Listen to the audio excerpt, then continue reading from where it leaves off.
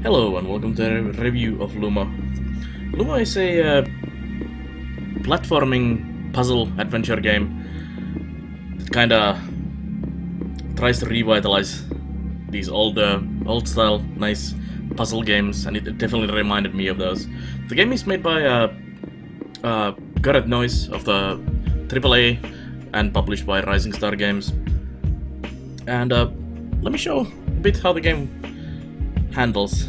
So let's play the game and let's do a new game. And you're immediately given an option between adventure and old school. So with the adventure, it's infinite lives. You have map, you can save the game and explore in your own time. And then you have the old school option with finite lives, no map, no saving. Play against the clock like it's 1985. We're going to do the adventure this time. But if you want to play it like a nice old style adventure puzzle game, platformer game, definitely try the old school as well. And let's jump into the save game 2. This is my own fully completed save game. And you have a choice of characters, doesn't really matter. You have choice of colors as well. It's be yellow male. And then you're given the controller orientation, and this is definitely one of the parts of the game that is a bit wonky for me, especially. So you are given 3 different control schemes, and you can test the selections in this room here, and you can see when you press different arrow keys where it moves, and it feels a bit strange on a keyboard trying these different options and playing the game. I feel this game would play so much better on a controller, although I have not tested the game with a controller myself, but I can see like the thumbsticks being really good for controlling your character, as it would go where you want it to go. But I did play through the whole game with the keyboard, and it was a bit wonky on a couple annoying puzzles, but other than that, it was not too bad at all. So we'll go with the third option, which was the favorite option of mine, and we'll start the game. And it took me about 4 or 5 hours to complete the game, but well, I'm pretty okay at platforming games, I guess. And if you are not that familiar with them, you might end up spending a lot more time and a lot more frustration trying to complete some of the puzzles. Some of them are pretty tight at jumping and timing to do properly, especially on the keyboard and mouse if they feel wonky for you. So you start out in this, I don't know what it is, school, trade show, somewhere with all kinds of old computers and references to things. Some nice music here, and it's a love letter to old school gaming. Not just how this game plays out, but also all the collectibles and everything, and all the arcades and all the awesome stuff. But anyways, that's the 8-bit teleporter, and this is just a kind of tutorial for you to get started. And you run in here, the spec eye, I guess, transports you into the computer game, and you get to play as this extremely cute, lovely wizard guy doing the platforming. He's awesome. And this game is composed of these rooms with doors connecting to each other, and you need to go around doing things here, doing some platforming, doing some puzzles and things. There's an arrow pointing at here as well, and there's a lot of secrets in these rooms that are not immediately visible, and you're gonna have to fight them. And you also get more new abilities as you go. As you can see, we cannot jump on this box here to grab the book yet, because we barely can jump off the ground, and we need to get a jump upgrade first. And you get more other upgrades that help you out with other things later on. And it builds up a complexity through those abilities as well, as you have to learn to use them. And there we see one of the collectibles of the game, and there's a bunch of them. If you grab, for example, this rubber ducky here. Let's wait for the jump before I grab that. But rubber duckies are one of the collectibles in the game, and it actually shows you them in the pond next to the building where we started outside of the game. Just zooming there. So let's go find our jump ability here. And most of the puzzles are fairly self-explanatory. There's a couple of puzzles later on that are kind of annoying, especially later on. There is this ice portion of the, I guess this is a dungeon, whatever this place is, and the ice physics combined with some of the jumping and puzzling can be extremely frustrating, especially one room with these ice pillars you need to move, kick around the correct positions and then jump on them to grab to get to a door. Took me a while and frustrated me a lot, but that's probably part of the reason. Part of the reason is because of the controller issue with the keyboard, and it would have been much easier with a controller. Also, I kind of failed at the puzzle at first as well. Alright, so there's a button that activated the platform there, and now we have the jump ability, which allows us to find some secrets immediately, like this one here.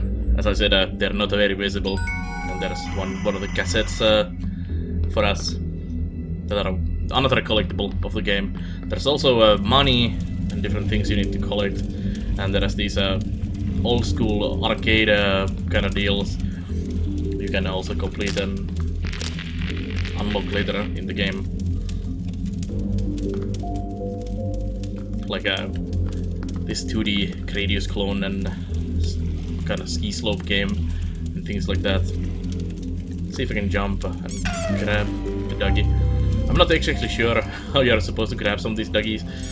I just jumped on them and grabbed them like that. Quickly jump away. Let's see if there's a secret here as well. Of course there is. So if you keep your eyes open, you can usually spot these secrets fairly easily. Like that box there is of course for some reason there, and that secret, well, this is behind it. And usually also, let's see if I can grab this as well. Whoops. That jumping from the duck is so tight. There we go. You have to jump like immediately or you die.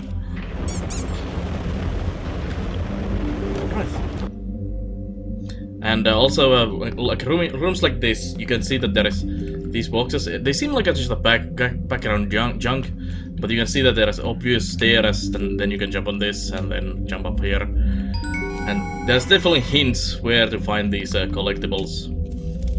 And I thought they weren't that difficultly hidden in most cases, and were fairly easy. So now we get this Lumo book, which shows us the collectibles.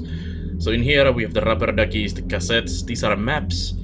These are some rings or coins you can collect as well. Then here is the arcade games, and then there's these computer chips or pieces that you need to get to complete the game. These are like the collection thing you need to finish to complete the game. Also, I think there might be a secret in this room as well. Just jump here, here. Sometimes there is no secret when you do explore rooms like that, but quite often there is easily findable secrets like that. And then there's locked rooms, so we need a key for that. And get the pushing puzzles. So push the box here and jump up. There's not too many enemies in this game. Later on there is this kind of UFOs that push you, and some spiders that jump on you, but there's very little like enemies to kill or anything like that in this game. It's very much just puzzles and platforming and environmental dangers, like these spikes that you need to avoid. And one of the reasons why I initially picked this game, or interested in this game, was that it reminded me of an old game called Mystic Towers, which is a very similar looking old school puzzle platformer game with a wizard going around in a dungeon. And especially my wife liked that game, so I was like, that game looks very much like that. So we definitely want to give a go on this game. And this game reminds Mystic Towers in a lot of ways, except not having those enemies as much as the Mystic Towers did. So this is one of these magical boxes that you can grab with you as you jump on it and then move it around. Let's not go there yet. Actually, I think I need to go there. Maybe not. But that's one of the additional puzzling things. Aha! And there's one of the maps. Oops. You are supposed to use the box in this room. Maybe we should use the box. I know you can avoid some of these spikes like that without the box. I think this might be a good idea. Use it here.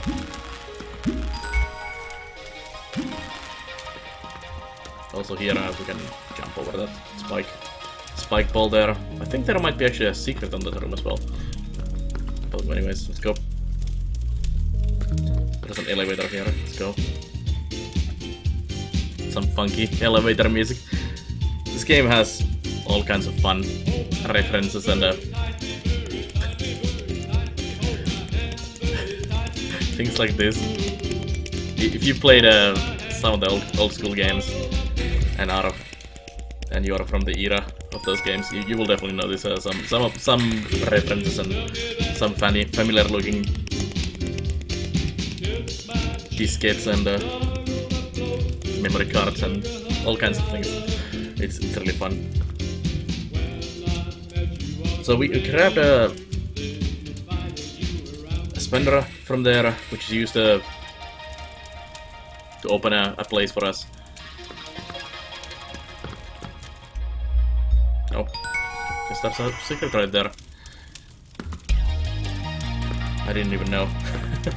I just thought maybe jumping there would be nice. I was thinking maybe there's a secret up there as well. You could take the box here and jump over there with the box.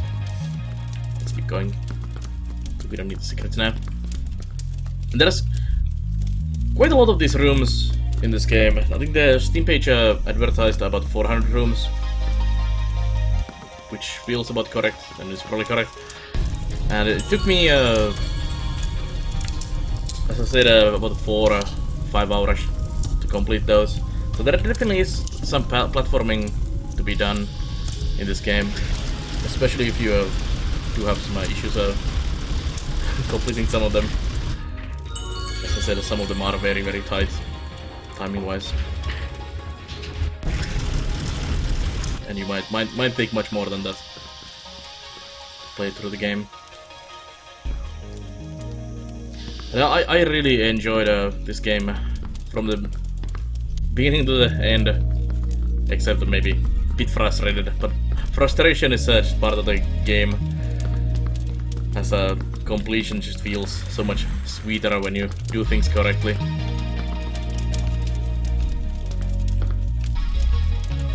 Can I get there? Actually, no, yeah. Jump from this box.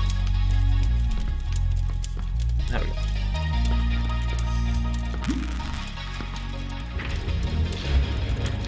Now this conveyor belt works here. I think there was a dead teddy bear on that conveyor belt if you wait here for a second. Just a random teddy bear for no reason. No teddy bear for me? Sadness.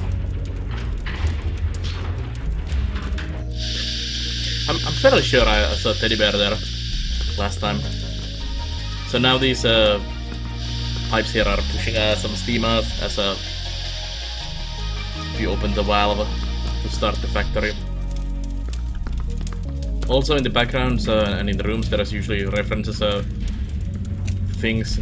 I think one of the rooms later on in the game is the office of the developers with biscuit counters and whose responsibility is to bring biscuits to the office today, this week. Also their toilet and stuff like that. It's kinda strange. But yeah, this is basically Lumo. You do this platforming thing and explore around. You also gain these maps. There's this map, and then there's lots of question marks because we don't have those maps yet. Also, each of those 14 maps have, if you look at these, they have multiple levels, so you can go up and down on these as well, and not just 14 maps. So there's multiple levels on each, and then I think there's also some that are not on the map at all. This is the, I don't know, I call this love box myself. It's a box that's in love with you, and it follows you around, so you need to move it to a certain place. These can be really wonky sometimes, and the box just doesn't want to work with you properly and get stuck somewhere. And especially later on when there's spiked versions of this box, as they can be kind of annoying to deal with. Another map. Also, the perspective sometimes is kind of difficult to judge where some platforms are in relation to you and to each other, and jumping on them feels a bit wonky, and you have to just do a trial and error to get it correctly. At least that's how it felt for me, especially later on when it's not just boxes and these simple rooms where you jump, but there's also rooms where it's like literally in a 3D space with rotating objects that are rotating to different directions and stuff like that, and it makes judging the distance so difficult sometimes. So there we got one more cassette, and I think that's it basically for Lumo. I highly recommend trying this cutesy puzzle platformer game. If you like old school games like this, you'll love this. And even if you haven't played the old school platformer type of games, I still recommend trying this out. It's a lot of fun. But anyways, that's it for me this time, and I'll see you guys with some other reviews, let's plays, and other content on the YouTube channel, and check out also the live stream on Nerd.tv. And have a good time. I'll see you next time.